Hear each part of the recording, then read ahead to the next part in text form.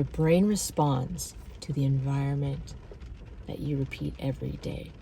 I was reading an article by Dr. Mercola about brain rot. Brain rot being the term used to describe the sense that mental sharpness erodes under constant stimulation, which constant stimulation in this article was referring to, or is referring to, short-term video. The article goes on to say that short-form video didn't just add another entertainment option. It reshaped how digital time fills the gaps in your day. Endless feeds, instant novelty, and automatic playback train your brain to expect speed instead of depth. If you caught yourself tuning out or itching to scroll to the next video, you are witnessing this disruption live. Your focus and self-control systems have become strained, and with that, your productivity drops, your learning slows, and mental fatigue builds. Fatigue.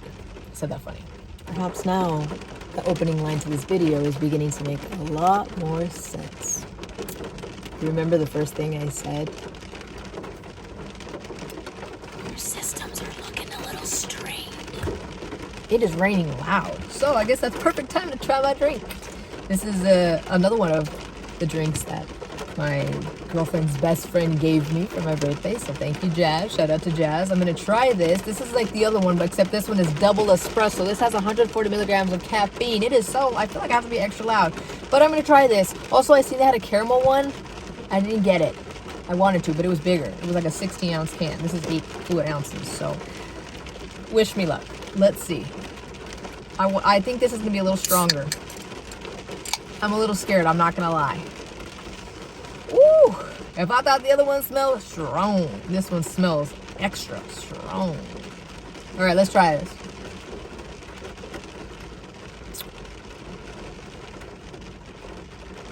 I need some sugar. Pour some sugar in here.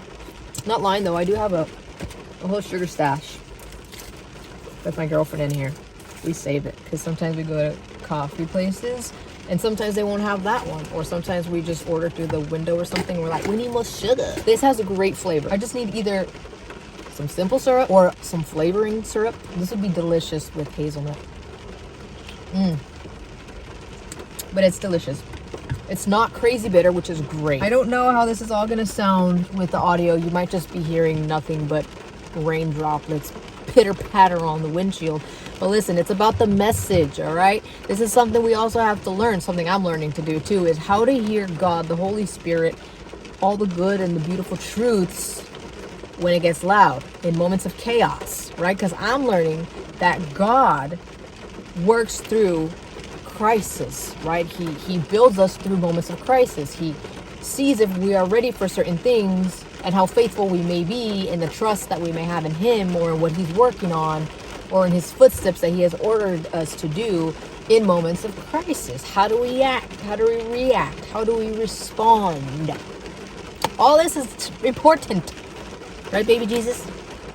And that all ties into this. I'm thinking about if this is just going to be way too loud. No, revert to what I just said. Go back, redirect. It's about the message, right? If you're here with me, it's about the message, not about the distraction. This is also tying into this, right? Also, because we're talking about distraction. We're talking about how the short video and this instant gratification is constantly lessening our focus, right? We find it harder to focus on certain things. And as I was reading through this article, that's what I was thinking about. I was like, if short form video, and this is just one piece of our brain that we're talking about, or one form of brain rot, if that's affecting this, imagine, and if you haven't asked yourself this question already, imagine how it affects every other part of your life, every other area of your life. That's crazy to think about. My favorite life motto has now become, how you do anything is how you do everything.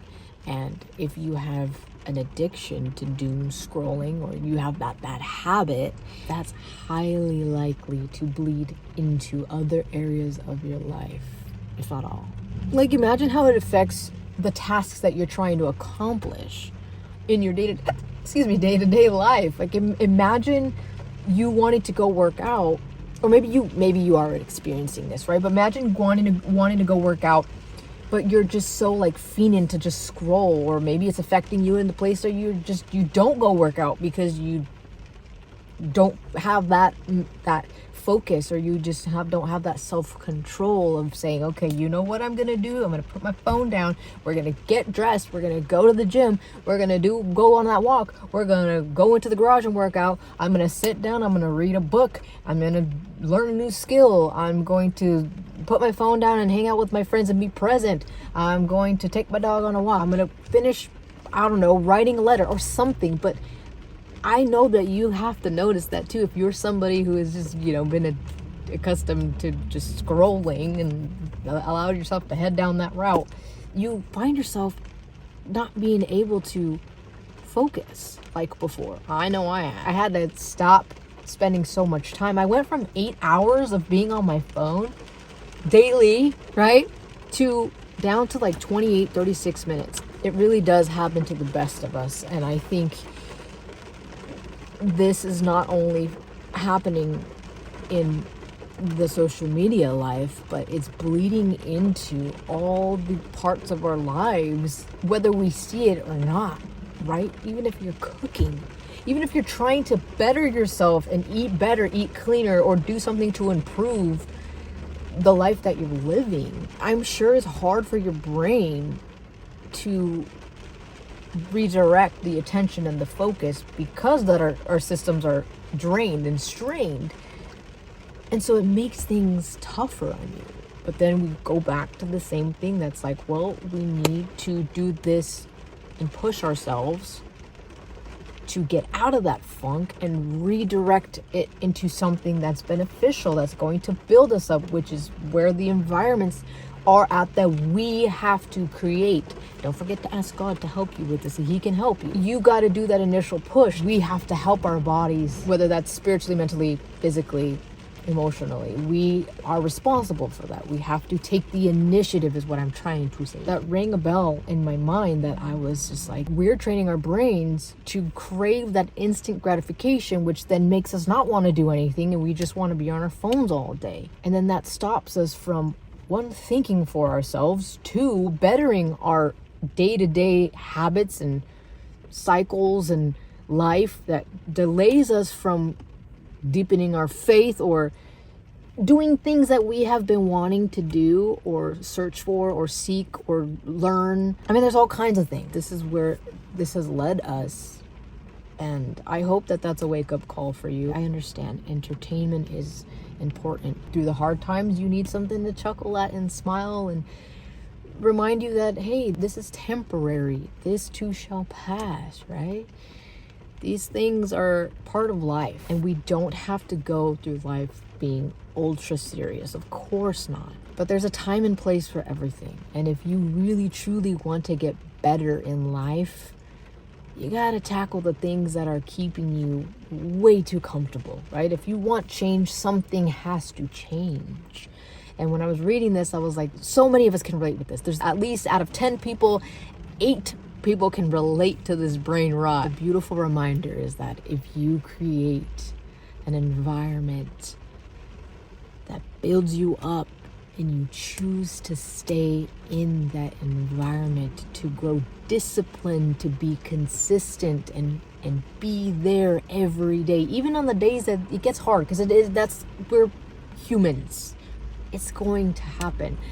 It's tough. If you have ever tried to quit sugar or something, right? You're going to be there feeding for sugar, and you're like, oh my gosh, I want a donut so bad, but you're keeping yourself from it. But of course it's going to be hard. It's going to be the withdrawals, the pros and cons. The pro to eating cleaner is you're going to feel great afterwards, and you're going to have energy, and you're going to be healthier. You're going to be feeling healthier. You're going to be looking healthier.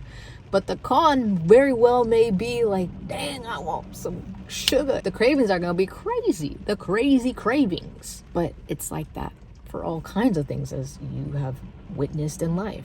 You are a testimony to those things, the pros and cons. But if you stick at it and you just keep going, what happens? It becomes easier.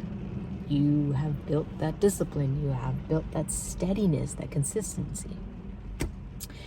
And so if you build that for yourself and you repeat it every day, imagine all the beautiful things that your brain is going to experience, that you are going to experience. Imagine your brain responding to that every day. Non-brain rot food to think about. The environments, that's what is to be kept in mind. If you choose an environment that builds you up and is beneficial to your life in all the beautiful, good, healthy ways, your brain is going to respond to that if you repeat that every day. I love you. Let me know what you think about this. It's very interesting. And that link to the article, if you want to read it, is in la description. And I will see you in the comment section. Be there, be square, you brain rot, doom scrolling. I'm just kidding. I love you. Bye.